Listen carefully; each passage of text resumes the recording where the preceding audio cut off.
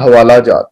क्या मतलब होता है हवाला जात? आप अगर किसी को हवाला देना चाह रहे हैं तो उसको आप रेफरेंस बोलते हैं। आप किताबों के हवाले दे सकते हैं कि मैंने ये फला जगह पे पढ़ा था। अक्सर आप अगर इस्लामी किताबें पढ़ें तो उसके अंदर होता है ना, ये हदीस फला सही बुखारी से, सही मुस्लिम से ली गई है, तो ये हवाला जात कहलाते हैं। अच्छा, रेफरेंसेस के अंदर सबसे पहले जो ऑप्शन हमारे पास मौजूद है वो है हमारे पास टेबल ऑफ कंटेंट्स की। टेबल ऑफ कंटेंट्स, अगर आपने कोई किताब पढ़ी हो तो किताब का पहला जो पेज होता है जिसके ऊपर लिखा होता है कि फला चैप्टर फला पेज पे मौजूद है, आप यहीं से पता लगाते हैं ना कि पहला वाला पेज जब आप ओपन करते हैं अपनी बुक का तो उसके अंदर लिखा होता है कि ये वाली जो हेडिंग है, ये वाला जो चैप्टर है वो 96 पेज पे है। तो आप 96 पेज पे चले जाते हैं। ये बेटा टेबल ऑफ कंटेंट्स कहलाते हैं कि आप एक टेबल को देखते ही समझ जाते हैं कि ये वाली चीज इस पेज पे मौजूद है। टेबल ऑफ कंटेंट्स लगाने के लिए सबसे ज्यादा जरूरी ये है कि आपके डॉक्यूमेंट में हेडिंग 1, हेडिंग 2, हेडिंग 3 लाजमी होनी चाहिए। मैंने स्टार्ट में जब हेडिंग्स का लेक्चर दिया था उसके अंदर भी आपको बताया था कि एमएस वर्ड को वैसे तो नहीं पता लगता कि कहाँ हेडिंग 1 लगी है, कहाँ हेडिंग 2 लगी है। अगर आप वैसे ही टेक्स्ट को बोल्ड करके बड़ा कर देते हैं तो एमएस वर्ड के लिए वो आम टेक्स्ट ही होता है। लेकिन जब हेडिंग 1 बना देते हैं तो एमएस वर्ड को पता लग जाता है कि यहाँ पे हेडिंग लगी हुई।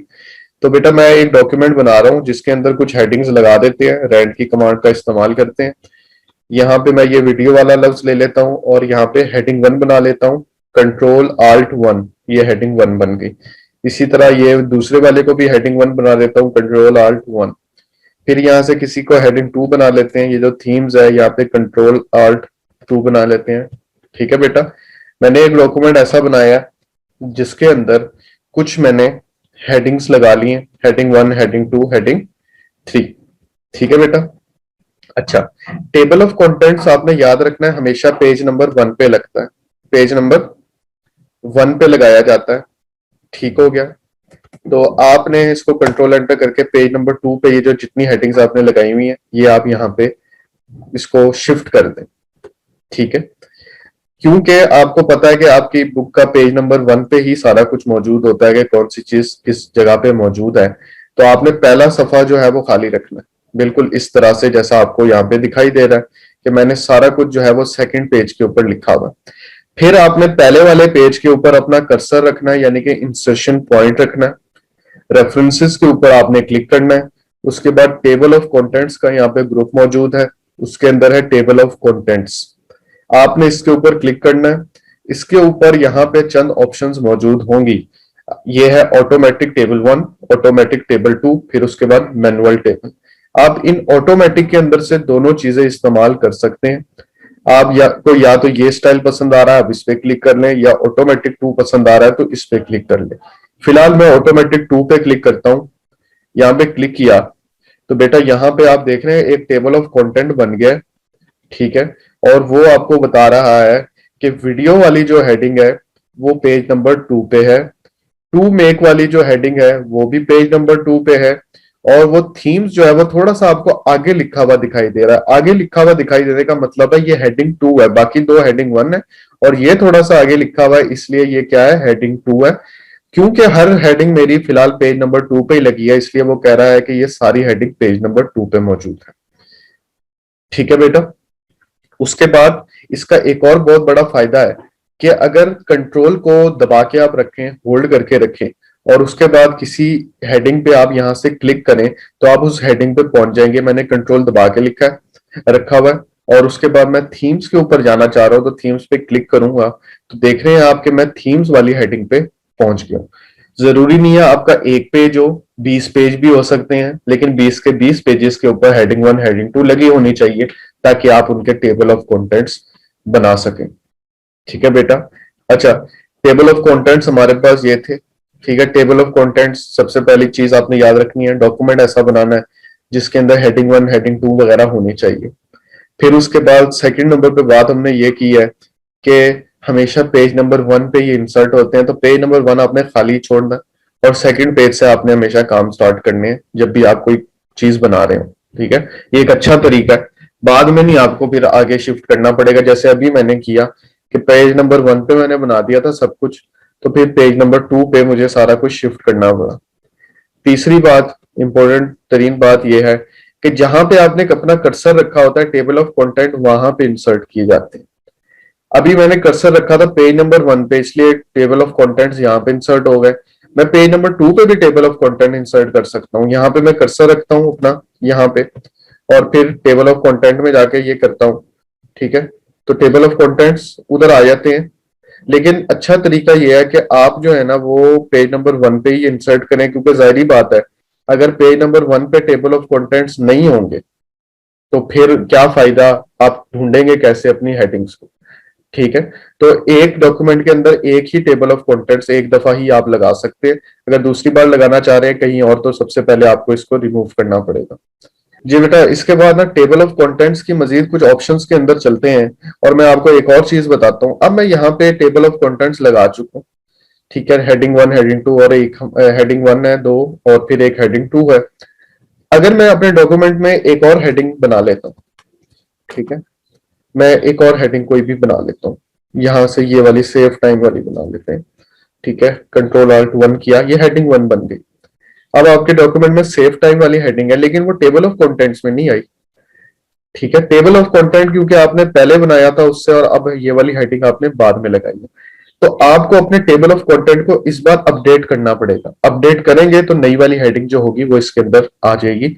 अपडेट करने के लिए आप टेबल ऑफ कंटेंट के अंदर कहीं भी क्लिक करें, ऊपर आपको दिखाई दे रहा होगा अपडेट टेबल। अपडेट टेबल पे आप एक बार क्लिक करेंगे, वो पूछेगा कि आप पूरा टेबल आप अपडेट करना चाह रहे हैं, तो आपने ये नीचे करना है अपडेट इंटायर टेबल, कि पूरा टेबल ही अपडेट हो जाए। ऊपर वाली ऑप्शन थी सिर्फ पेज नंबर अपडेट हो, लेकिन क्योंकि मैंने नई हेडिंग इंसर्ट किया तो अपडेट एंटायर टेबल पे आपने क्लिक करना है, और उसके बाद ओके पे क्लिक करना है। तो आप देख रहे हैं ये सेव टाइम वाली हेडिंग भी यहाँ पे अब आ गई है, जो कि पहले नहीं आ रही थी। जी, अपडेट टेबल की एक शॉर्ट की भी होती है, वो मैं लिख देता हूँ। अपडेट टेबल की शॉर्ट की होती है F9। ठीक है, जिनके कीबोर्ड में Fn का बटन मौजूद होगा वो Fn के साथ F9 दबाएंगे। ठीक है, वैसे इसकी शॉर्ट की F9 ही होती है। आप इस टेबल ऑफ कंटेंट के अंदर जाएंगे और फिर आप उसके बाद F9 दबाएंगे। ठीक है, इसके अंदर जाना पहली शर्त होगी शॉर्ट की को इस्तेमाल करने के लिए। टेबल ऑफ कंटेंट में जाना और फिर आपने F9 दबाना। ठीक हो गया। उसके बाद टेबल ऑफ कंटेंट्स के अंदर हम वापस चलते हैं यहाँ पे, और यहाँ पे हमारे पास हम फिलहाल इस टेबल ऑफ कंटेंट्स को रिमूव कर देते हैं। ठीक है, दोबारा से काम करते हैं। रिमूव करने के लिए आप यहाँ पे आपको 3 बटन दिखाई दे रहे हैं। ठीक है, छोटे छोटे डॉट्स बने हैं बिल्कुल यहाँ पे। आप इस पे क्लिक करें, ये पूरा टेबल ऑफ कंटेंट सिलेक्ट हो जाएगा, और उसके बाद बैक स्पेस का बटन दबा दें तो टेबल ऑफ कंटेंट्स रिमूव हो जाएंगे। ठीक हो गया बेटा।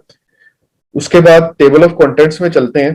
टेबल ऑफ कंटेंट्स में नीचे है कस्टम टेबल ऑफ कंटेंट्स, यानी कि आप अपनी मर्जी से डिजाइनिंग वगैरह चूज करना चाह रहे हैं टेबल ऑफ कंटेंट की, तो आपने यहाँ पे क्लिक करना है। उसके बाद वो कह रहा है कि हेडिंग 1 के बाद इस तरह से डॉट्स लगे होंगे, फिर लिखा होगा पेज नंबर 1। हेडिंग 2 थोड़ी आगे होगी। ठीक है, हम यहाँ पे शो पेज नंबर का जो चेक लगा हुआ है, टिक लगा है, इसको बंद करते हैं। तो आप देखें आपको पेज नंबर नजर नहीं आएंगे।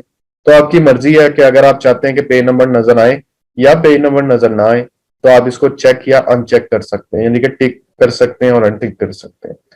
उसके बाद दूसरे नंबर पे राइट अलाइन पेज नंबर, यानी कि पेज नंबर हमेशा राइट साइड के ऊपर अलाइन होके आएंगे। एक अच्छा तरीका लगता है, अच्छा खूबसूरत लगता है, लेकिन अगर आप इसको अनचेक कर देंगे तो देखिए पेज नंबर बिल्कुल साथ जुड़ गए, जो कि अच्छा नहीं लग रहा। तो आप इसको राइट अलाइन पेज नंबर करें। उसके बाद है टैब लीडर। टैब लीडर ये होता है, ये जो डॉट्स आपको दिखाई दे रहे हैं हेडिंग 1 के बाद फिर हेडिंग 2 के बाद, इनको टैब लीडर्स बोला जाता है। टैब लीडर यहाँ से डॉट भी कर सकते हैं, नन भी कर सकते हैं। नन करेंगे तो ये डॉट्स यहाँ पे खत्म हो जाएंगे, और अगर आप ये लगाना चाह रहे हैं डैशेस, तो यहाँ से आप लगा सकते हैं। ठीक हो गया। ये हमने टेबल ऑफ कंटेंट्स की थोड़ी सी सेटिंग जो है वो कर ली है। उसके बाद यहां से अगर हम ओके करेंगे तो टेबल ऑफ कंटेंट जैसे मैंने सेटिंग की थी देखें अब वैसे ही आए हैं, एक पूरी डैश सी आ रही है। ठीक है, अच्छा उसके बाद मैं टेबल ऑफ कंटेंट्स में वापस चलता हूँ, फिर कस्टम टेबल ऑफ कंटेंट्स में चलते हैं, और यहाँ पे एक हमारे पास नीचे है from A template. From A template की ऑप्शंस मौजूद है हमारे पास। ये क्या करता है काम, ये बेसिकली स्टाइल वो है जो पहले से बने पड़े हैं, आप इनको यूज कर सकते हैं। यहाँ पे क्लासिक कर दें। क्लासिक मैंने किया तो आप ये देख रहे हैं प्रीव्यू में आपको इस तरीके से दिखाई दे रहा है, तो ये एक स्टाइल है। इसी तरह आप डिस्टिंक्टिव पे करेंगे तो ये एक दूसरा स्टाइल है, फैंसी है, फिर इसी तरह मॉडर्न है। तो आप इनमें से जो आपको पसंद आ रहा है as a table of content, आप उसको चूज कर सकते हैं। ठीक हो गया। पहले से ये फ्रॉम टेम्पलेट हुआ होता है, लेकिन आप ये फैंसी भी लगा सकते हैं। ओके किया तो आप देख रहे हैं टेबल ऑफ कंटेंट इस तरीके से बन गए हैं। ठीक हो गया। इसी तरह मैं टेबल ऑफ कंटेंट में फिर से जाता हूँ और उसके बाद यहाँ पे मैं क्लिक कर देता हूँ कस्टम टेबल ऑफ कंटेंट्स पे। कस्टम टेबल ऑफ कंटेंट में मैं गया और यहाँ पे बेटा टेबल ऑफ कंटेंट में हम आ चुके हैं। टेबल ऑफ कंटेंट्स में नीचे ऑप्शंस मौजूद है। ऑप्शंस के अंदर हम चलते हैं, इस पे एक बार क्लिक करते हैं। ऑप्शन के अंदर यहाँ पे पहले देखते हैं, वो कह रहा है हेडिंग 1, हेडिंग 2, हेडिंग 3 इस तरह से लगी हुई है। खैर इसको हम फिलहाल छोड़ते हैं। अच्छा, यहाँ पे मैं एक फ्रॉम ए टेम्पलेट करता हूँ। ठीक है। फ्रॉम ए टेम्पलेट के बाद यहाँ पे मॉडिफाई की ऑप्शन आपको दिखाई दे रही है। पहले मैंने फ्रॉम टेम्पलेट किया, फ्रॉम ए टेम्पलेट के बाद मॉडिफाई की ऑप्शन आपको यहाँ पे दिखाई दे रही है। मॉडिफाई पे आप एक बार क्लिक करेंगे बेटा। मॉडिफाई पे क्लिक करने के बाद यहाँ पे एक स्टाइल आ जाएंगे। TOC1 का मतलब है टेबल ऑफ कंटेंट की हेडिंग 1, टेबल ऑफ कंटेंट की हेडिंग 2, टेबल ऑफ कंटेंट की हेडिंग 3। ठीक है। ये हमारे पास कुछ ऑप्शंस मौजूद है कि अगर आप हेडिंग 1 का स्टाइल चेंज करना चाह रहे हैं तो आप यहां से कर सकते हैं। तो TOC1 को सबसे पहले आपने करना है सिलेक्ट, उसके बाद आपने जाना है मॉडिफाई पे। मॉडिफाई पे जाएंगे, उसके बाद यहां से आप उसका कलर भी चेंज कर सकते हैं, बोल्ड इटैलिक कर सकते हैं, साइज चेंज कर सकते हैं, टेक्स्ट का फॉन्ट चेंज कर सकते हैं। ठीक है। और उसकी अलाइनमेंट को भी चेंज किया जा सकता है, यानी कि आप सेंटर अलाइन भी कर सकते हैं, लेफ्ट अलाइन, राइट अलाइन, ये सारी चीजें कर सकते हैं। ठीक हो गया। तो ये हमारे पास सारी चीजें मौजूद हैं, उसकी लाइन स्पेसिंग वगैरह, उसकी इंडेंटेशन वगैरह सारी चीजें आप कर सकते हैं। तो मैंने टेबल ऑफ कंटेंट 1 की जो हेडिंग है वो चेंज कर दी है। इसी तरह टेबल ऑफ कंटेंट की हेडिंग 2 को मैं चेंज करना चाहता हूं, तो TOC2 पे मैं एक बार क्लिक करूंगा। उसके बाद है जी मॉडिफाई, मॉडिफाई पे क्लिक किया। मॉडिफाई पे क्लिक करने के बाद यहाँ पे मैं उसका भी फॉन्ट चेंज कर रहा हूँ। ठीक है। तो मैं 14 कर रहा हूँ और इसका कलर रेड कर देते हैं और ओके किया। इसी तरह टेबल ऑफ कंटेंट 3 में चलते हैं। मॉडिफाई किया और उसका साइज 14 किया और यहाँ से उसका कलर मैं ग्रीन कर रहा हूँ। ओके किया, ओके किया और फिर यहाँ से मैं ओके कर देता हूँ। अब देखिए टेबल ऑफ कंटेंट कैसे आ रहे हैं। कि सबसे ये हेडिंग 1 आपने लगाई हुई है, तो हेडिंग 1 जो है वो ऑरेंज हो गई है और सेंटर लाइन हो गई है। हेडिंग 2 जो है वो इस तरह से बन गया। अब ये देखें कि आप इस तरीके से भी काम कर सकते हैं, यानी कि आप अपने टेबल ऑफ कंटेंट्स को मॉडिफाई भी कर सकते हैं। हाँ, बेहतर तरीका यही है, जो पहले से बना हुआ है वो बेहतरीन है, वो सही भी पढ़ा जाता है, आप उसको यूज करें। लेकिन आप अपनी मर्जी से करना चाहते हैं तब भी आप कर सकते हैं। इसके बाद टेबल ऑफ कंटेंट के अंदर एक दो ऑप्शंस और मौजूद हैं, वो भी मैं आपको बता देता हूँ। यहाँ पे ऐड टेक्स्ट और अपडेट टेबल। अपडेट टेबल तो मैंने आपको बता दिया है कि आप टेबल के अंदर जाके अपडेट पे क्लिक करेंगे तो अगर नई हेडिंग आपने लगाई होगी या कोई हेडिंग आपने डिलीट की होगी तो वो अपडेट हो जाएगी। ठीक है। उसके बाद हमारे पास नेक्स्ट ऑप्शन जो मौजूद है वो है ऐड टेक्स्ट की। ये ऐड टेक्स्ट क्या होता है ये मैं आपको बता देता हूँ। बेसिकली यहाँ पे ऐड टेक्स्ट का मतलब होता है हेडिंग 1, हेडिंग 2 आप यहां से भी बना सकते हैं। अगर किसी टेक्स्ट पे आप क्लिक करके यहां से लेवल 1 करते हैं तो वो हेडिंग 1 बन जाएगी। अगर लेवल 2 करते हैं तो वो हेडिंग 2 बन जाएगी। अगर यहां से आप किसी टेक्स्ट को सिलेक्ट करके लेवल 3 करते हैं तो वो हेडिंग 3 बन जाएगी। तो आप यहां से भी हेडिंग 1, हेडिंग 2, हेडिंग 3 बना सकते हैं। ठीक है। जरूरी नहीं आप यहां से बनाएं, आप कंट्रोल आल्ट 1 से कर सकते हैं, कंट्रोल आल्ट 2 से कर सकते हैं, या आप होम के अंदर जाके कर सकते हैं। यहाँ पे स्टाइल्स के ग्रुप में ये चीजें मौजूद हैं, हेडिंग 1, हेडिंग 2, हेडिंग 3। लेकिन अगर आप यहां से करना चाहते हैं तो किसी भी टेक्स्ट को, जैसे ये रीडिंग वाला टेक्स्ट है, इस पे आपने अपना कर्सर रखा, ऐड टेक्स्ट पे गए, यहां से कर दिया लेवल 1। लेवल 1 पे जैसे ही आपने क्लिक किया तो ये हेडिंग 1 बन गई। ठीक है बेटा। तो यहां से भी आप हेडिंग बना सकते हैं। और अगर आप चाहते हैं ये नॉर्मल टेक्स्ट हो जाए तो नॉर्मल टेक्स्ट के लिए आप यहां से do not show in table of contents पे क्लिक करते हैं। ठीक है। Do not show in table of content का मतलब है ये नॉर्मल हो गया। देखें अब ये हेडिंग नहीं रही। ठीक है। तो ये टेबल ऑफ कंटेंट था जी। अच्छा, यहाँ पे मैंने टेबल ऑफ कंटेंट्स खत्म करवाया। उसके बाद नेक्स्ट चीज की तरफ चलते हैं, फुटनोट्स। फुटनोट्स क्या होते हैं वो हम देख लेते हैं। अच्छा, जब भी आपने किताबें वगैरह पढ़ी हो, उसमें अक्सर ये लिखा होता है किसी एक लफ्ज की अगर वजाहत करनी हो, खास तौर पे जो हमारी इस्लामिक किताबें होती हैं, उसमें एक लफ्ज की अगर वजाहत करनी होती है तो उस लफ्ज के ऊपर छोटा सा ऐसे वन लिखा जाता है। जैसे ये पावरफुल है, इस पे छोटा सा वन लिखा जाता है। और फिर उस पेज के नीचे जो है उस वन को डिफाइन किया जाता है कि ये लफ्ज कहाँ से लिया गया था, इस लफ्ज का मतलब क्या है, ये कौन सी बुक से उठाया गया। ठीक है, इस चीज को बोलते हैं फुट नोट। फुट नोट का मतलब ये होता है कि लफ्ज के ऊपर एक छोटा सा वन टू या थ्री इस तरह लिखा आ जाएगा, छोटा सा, और फिर उसको नीचे एक्सप्लेन कर दिया जाएगा कि इस वन का मतलब क्या है। ठीक है, हम कैसे इसको इस्तेमाल कर सकते हैं, हम इसको इस्तेमाल करके देखते हैं। यहाँ पे पावरफुल का लफ्ज आपको दिखाई दे रहा है, पावरफुल का लफ्ज आपने करना है सिलेक्ट। पावरफुल को सिलेक्ट करने के बाद यहाँ पे इंसर्ट फुट नोट पे आपने क्लिक करना है। इंसर्ट फुट नोट पे एक बार आप क्लिक करें तो यहाँ पे आप देख सकते हैं कि जो पावरफुल मैंने लिखा हुआ है, तो यहाँ पे वन आ गया छोटा सा ना, पावरफुल के ऊपर एक छोटा सा वन आ गया। और उसके बाद एक फुट के अंदर फुटर से ऊपर यहाँ पे एक लाइन लग गई है, और यहाँ पे वो कह रहा है वन क्या है। क्योंकि पावरफुल था तो मैं कहता हूं पावरफुल मीन्स एनर्जेटिक। ठीक है ना, मतलब किस लफ्जों को डिफाइन करने के लिए आप इस्तेमाल कर सकते हैं। क्योंकि मैं ऊपर तो नहीं उसका मतलब बता सकता था ना, वो तो एक पैराग्राफ मेरा चल रहा था, तो मैंने यहाँ पे ऊपर वन लिखा और नीचे में आ गया पावरफुल मीन्स एनर्जेटिक। ठीक है, तो ये हमारे पास फुट नोट होते हैं। फुट नोट हर पेज के नीचे इस तरह से आ रहे होते हैं। ठीक है, सारे पेजेस के नीचे जहां जहां पे आपने लगाए होंगे, तो ये तीन चार पांच जितने आप लगा सकते हैं आप यहाँ पे लगाएं। ठीक हो गया।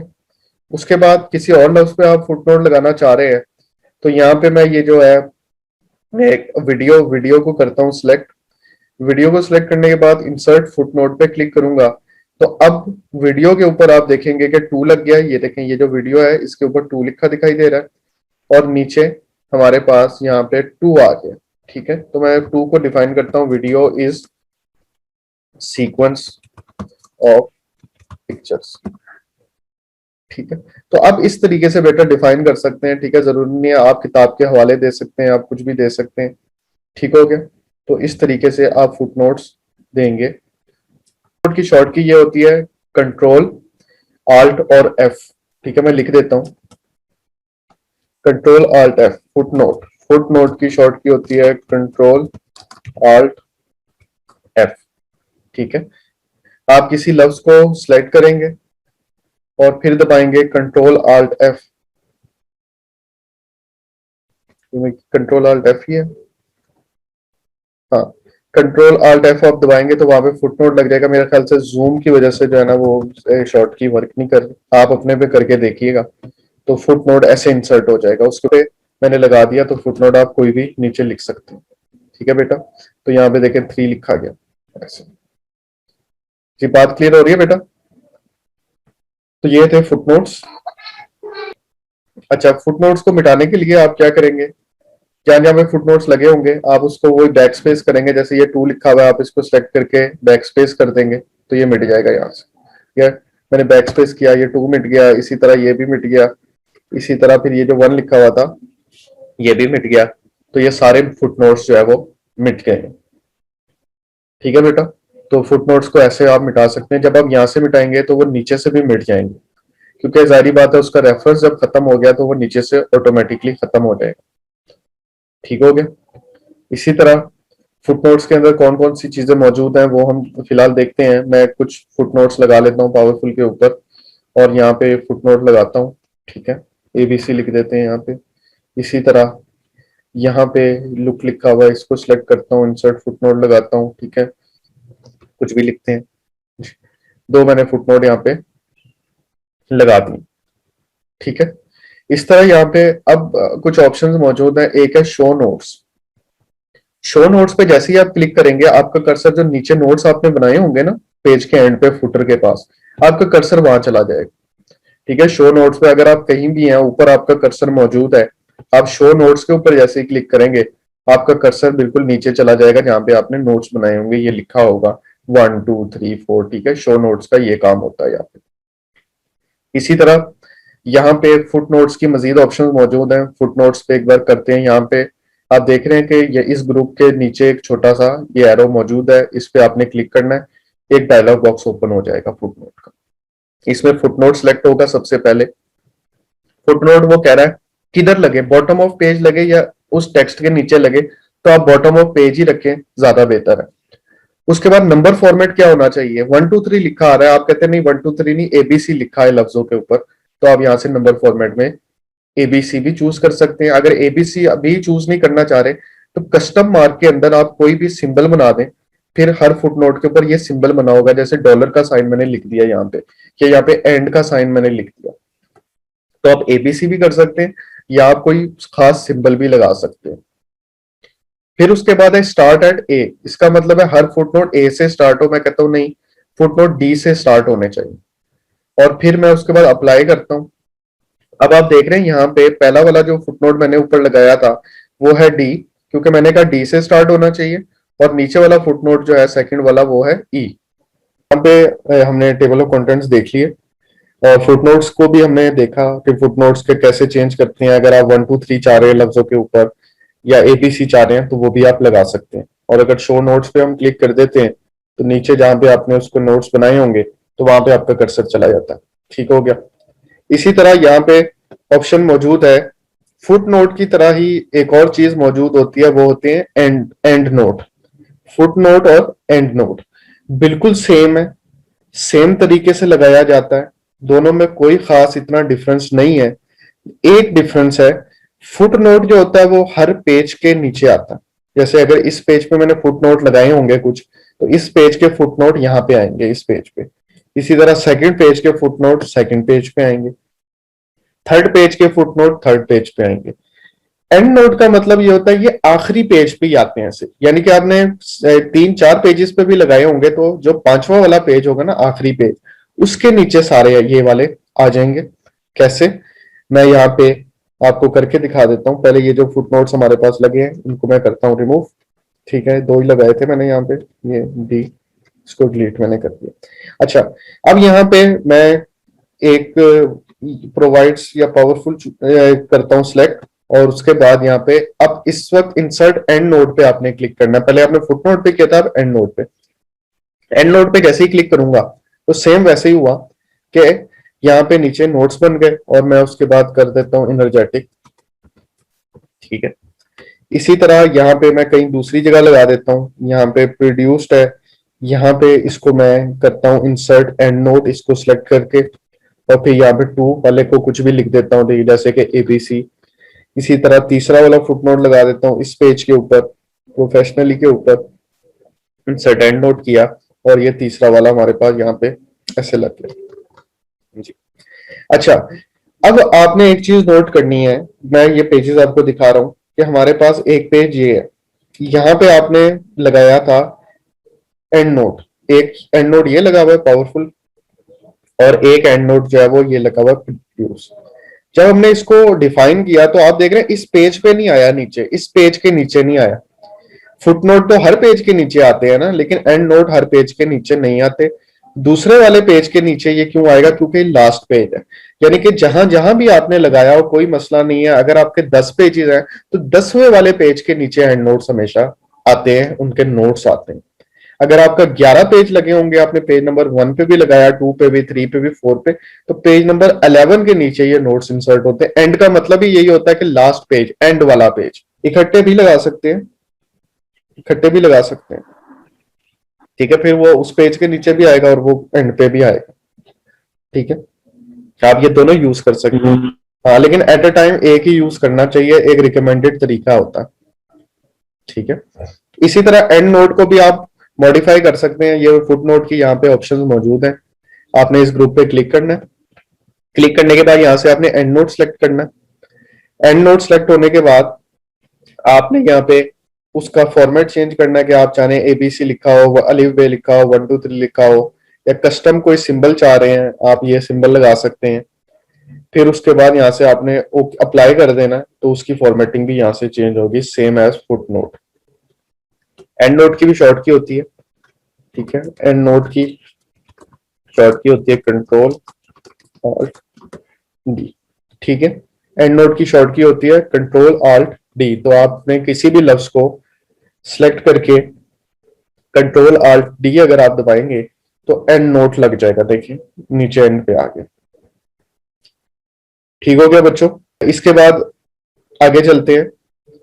हमारे पास है साइटेशन एंड बिब्लियोग्राफी का एक ग्रुप मौजूद है।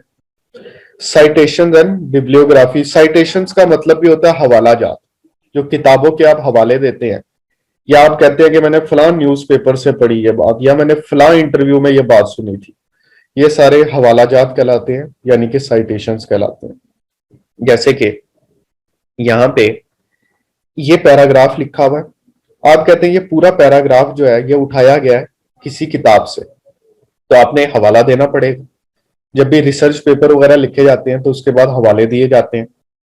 तो आपने क्या करना है, इस पैराग्राफ के लास्ट पे अपना कर्सर रखना है, उसके बाद इंसर्ट साइटेशंस पे क्लिक करना है।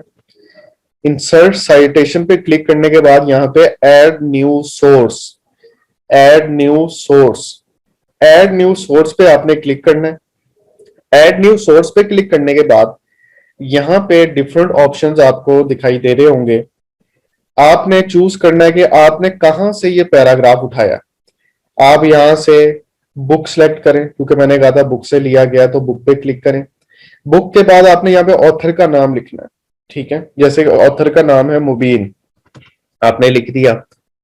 फिर किताब का टाइटल लिखना है आपने। किताब का टाइटल है वीटीआई दाता दरबार। ये किताब कब छपी, ठीक है, 2020 में। किस सिटी में, लाहौर में। और इसका पब्लिशर कौन है, ऑक्सफोर्ड। तो आपने ये चंद इंफॉर्मेशन यहाँ पे दे देनी है उस किताब के बारे में, जितनी जितनी आपको पता है, जरूरी नहीं है आप ये सारी चीजें फिल करें। और फिर यहाँ पे आप कर दें ओके। ओके करने के बाद आप देख रहे हैं कि यहाँ पे इस पैराग्राफ के एंड पे इस तरह से लिखा आ गया मुबीन, और उसके बाद कॉमा डाल के 2020। दो चीजें हमारे पास यहाँ पे सिर्फ नजर आ रही है, मुबीन और 2020। बाकी जो हमने चीजें लिखी है वो मैं बताता हूँ वो आपको कहाँ दिखाई देंगी। इसी तरह यहाँ पे मैं चंद हवाले और दे देता हूँ। जैसे कि मैं कहता हूँ ये वाला जो पैराग्राफ है ये मैंने किसी इंटरव्यू में सुना है, या मैं कहता हूँ किसी वेबसाइट से लिया है, मैंने ये वेबसाइट से टेक्स्ट उठाया, तो मैं इस पैराग्राफ के एंड पे लिखता हूँ। एक अपना कर्सर रखता हूँ, इंसर्ट साइटेशंस में जाता हूँ और यहाँ पे न्यू सोर्स पे क्लिक करता हूँ। न्यू सोर्स पे क्लिक करने के बाद यहाँ से मैं वेब पेज या वेबसाइट चूज करता हूँ।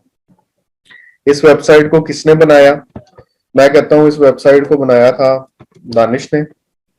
नेम ऑफ वेब पेज क्या था, गूगल वीटीआई।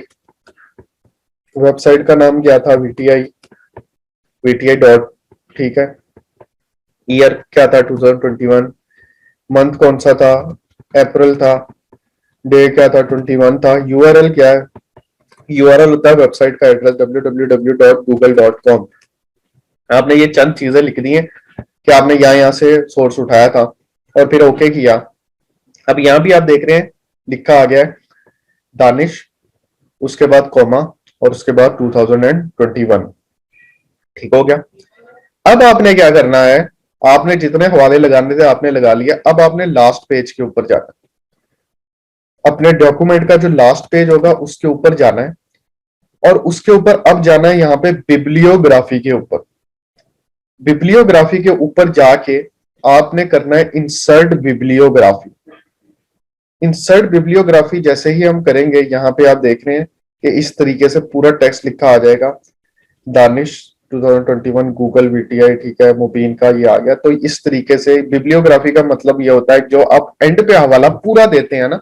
पहले तो हम छोटा सा एक रेफरेंस दे रहे थे, जैसे कि यहाँ लिखा था मुबीन 2020, इसी तरह दानिश 2021। पेज के लास्ट पे आप बिब्लियोग्राफी देंगे, जो कि आपको पूरा बता रहा होगा कि ये जो दानिश 2021 था ये क्या था। फिर वो बता रहा है दानिश 2021 अप्रैल 21 गूगल से रिट्रीव किया गया। नहीं, जहां पे आप कर्सर रखेंगे कहीं भी अच्छा तरीका ये है कि ये लास्ट पे लगता है, बिल्कुल डॉक्यूमेंट के लास्ट पे। यानी कि अगर 10 पेजेस है ना पूरे डॉक्यूमेंट के, तो ये आपने 12वें पेज पे लगाना है, बिल्कुल लास्ट वाले पेज पे, क्योंकि रेफरेंसेस जो हवाले होते हैं ना वो आखिरी पेज पे हमेशा दिए जाते हैं। ठीक है बेटा, बात समझ आ रही है। इसी तरह आपने कोई हवाला गलत दे दिया है, उसको थोड़ा सा एडिट करना है, तो यहाँ पे आपने मैनेज सोर्सेज में जाना है। मैनेज सोर्सेज पे आपने करना है क्लिक, और यहाँ पे देखें जितने हवाले आपने दिए होंगे वो यहाँ लगे हुए हैं, जैसे कि ये मुबीन, दानिश। आपने इसको क्लिक करके यहाँ से एडिट कर सकते हैं आप। ठीक है, आप एडिट करना चाह रहे हैं तो एडिट पे क्लिक करें, तो आप दोबारा वही ओपन हो जाएगा। तो अगर आपने स्पेलिंग गलत कर दी है या कुछ भी गलत किया है तो आप यहाँ से उसको चेंज भी कर सकते हैं। ठीक है, अगर दानिश को चेंज करना चाह रहे हैं, दानिश पे रख के यहाँ पे एडिट पे क्लिक करें तो आप इसको एडिट कर सकते हैं यहाँ से। ये बेटा हवालों के बारे में थोड़ी सी अंडरस्टैंडिंग हुई कैसे दिए जाते हैं।